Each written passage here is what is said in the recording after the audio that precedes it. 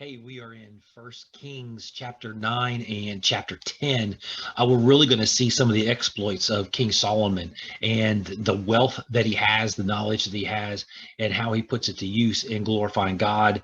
But not only glorifying God, but glorifying himself, and taking care of his people, and using the countries that they have conquered as slaves to get all of this work done. And so it's going to be pretty impressive what takes place. So I just want to show you um, Jerusalem here for a second in the temple to see so that you have an idea of what we're going to talk about to start with. So we showed you pictures of the temple. That is right here. Um, and we see all that was entailed. We looked at this last week, or yesterday, I'm sorry. This was inside the temple. The priest was only allowed to go into the Holy of Holies. The high priest was the only one that allowed to go, and that was only one time a year.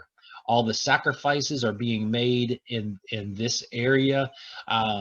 This is the courtyard area.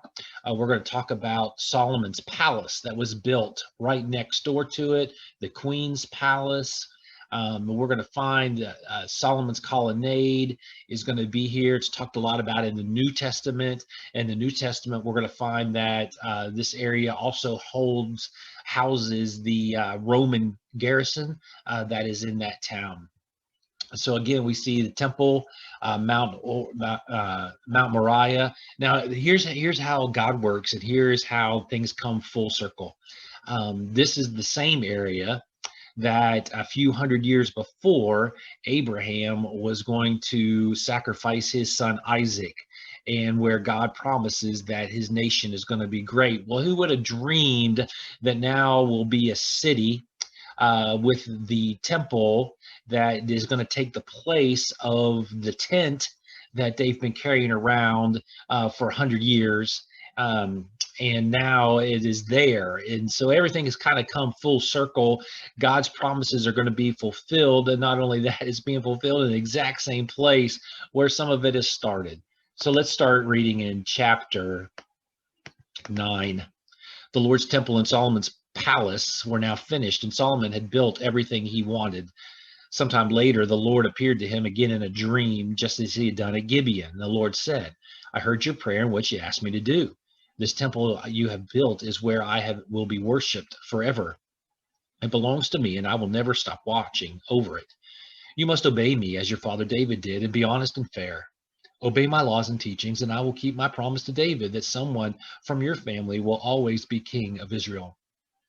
But if you or any of your descendants disobey my commands or start worshiping foreign gods, I will no longer let my people Israel live in this land I gave them. I will desert this temple where I said I would be worshipped. Then people everywhere will think this nation is only a joke and will make fun of it. This temple will become a pile of rocks. Everyone who walks by will be shocked, and they will ask, why did the Lord do such a terrible thing to his people and to his temple? And then they will answer, we know why the Lord did this. The people of Israel rejected the Lord their God, who rescued their ancestors from Egypt, and they started worshiping other gods. It took 20 years for the Lord's temple and Solomon's palace to be built.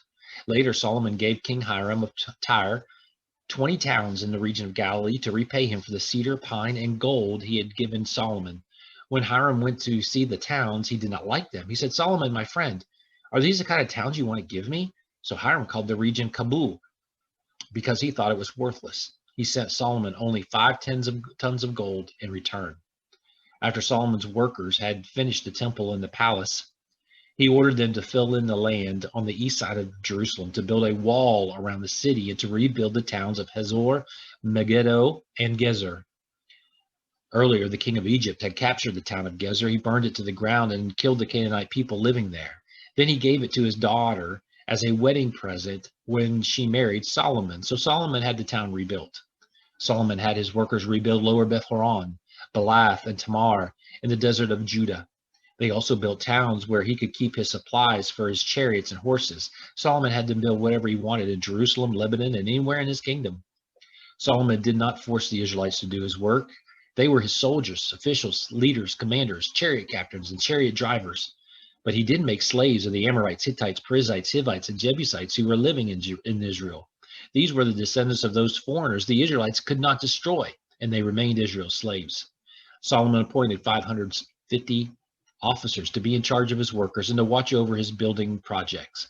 Solomon's wife, the daughter of the king of Egypt, moved from the older part of Jerusalem to her new palace.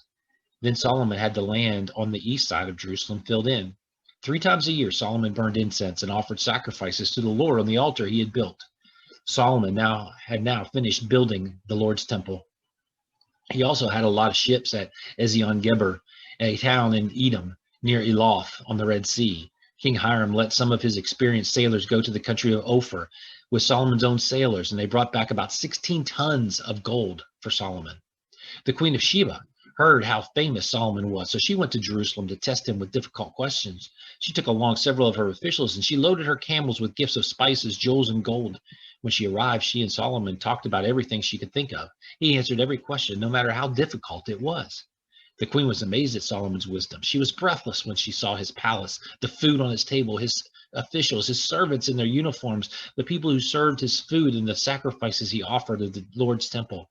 She said, Solomon, in my own country, I had heard about your wisdom and all you've done, but I didn't believe it until I saw it with my own eyes, and there is so much I didn't hear about. You are wiser and richer than I was told. Your wives and officials are lucky to be here where they can listen to the wise things you say. I praise the Lord your God. He is pleased with you and has made you king of Israel. The Lord loves Israel, so he has given them a king who will rule fairly and honestly. The Queen of Sheba gave Solomon almost 5 tons of gold, many jewels, and more spices than anyone had ever brought into Israel. In return, Solomon gave her the gifts he would have given any other ruler, but he also gave her everything else she wanted. And then she and her officials went back to their own country. King Hiram's ship brought gold, juniper wood, and jewels from the country of Ophir.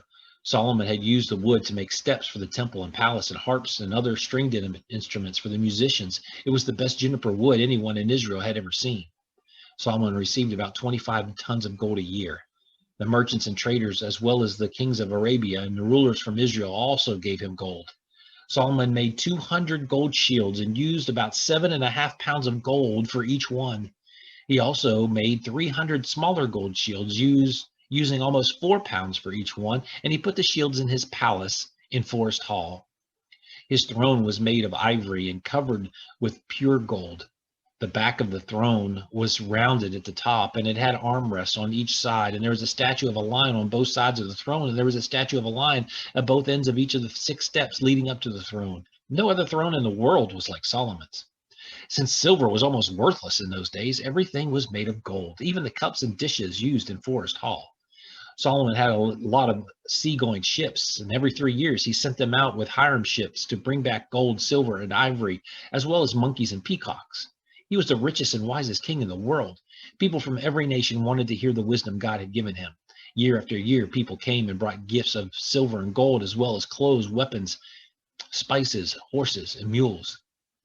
Solomon had 1,400 chariots and 12,000 horses that he kept in Jerusalem and other towns. While he was king, there was silver everywhere in Jerusalem, and cedar was as common as ordinary sycamore trees in the foothills. Solomon's merchants bought his horses and chariots in the regions of Musri and Kue. They paid about 15 pounds of silver for a chariot and almost 4 pounds of silver for a horse. They also sold horses and chariots to the Hittite and Syrian kings. So let me show you a little picture of Jerusalem today, of what it looks like. This is the Temple Mount. Here, the green box, that is the temple area that Solomon had built. King Herod added on to this area. Solomon's temple, where he lived, was down in this area. Of course, all of this has been destroyed a couple of times and rebuilt over time, but that's the way it looks kind of like today. And so we're going to see more exploits from Solomon. But one thing that I wanted to make clear is that God was very blunt. He says, as long as you worship me, I'll take care of you. I won't leave you. This is the temple. This is where you can worship me. But if you fail to do that, if you start worshiping other gods, and don't get ticked off, I'm walking away. I'm turning my back. You're not my people anymore. And so even today, people will say, well, how can a loving God send people to hell? And the reality is he doesn't. We choose how we're going to live on this earth, and we will choose heaven or hell by the way that we live and by our lifestyle. God doesn't want us to go to hell. We choose to go that way because we choose other gods to serve besides him. So again, be faithful, follow God's leading, do what he says because he wants to bless us. Have a great day.